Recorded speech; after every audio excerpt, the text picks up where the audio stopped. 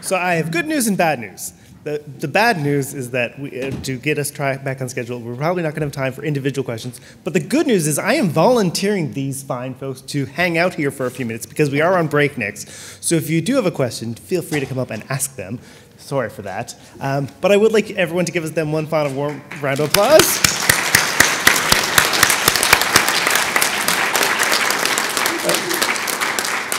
I think Harlan, yes, go ahead. Yes. Microphone one? Yeah. What? You?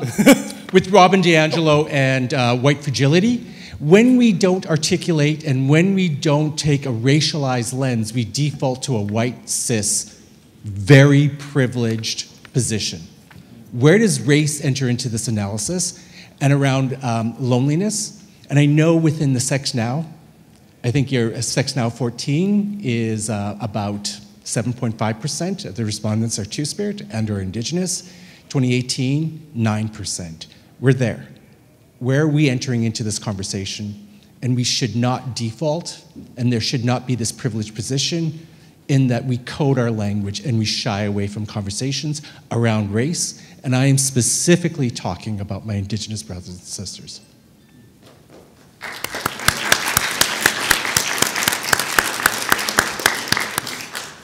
Anyone want to address that? Harlan, thank you so much for your comment. And you know, it's something that, of course, needs to be in there and is in there. It's just a victim of the structure in which we're delivering this. But this intervention is seen the work we're doing is every step seen through an intersectional lens. It has to be. And as I spoke, this really was born out of my intersectional experience.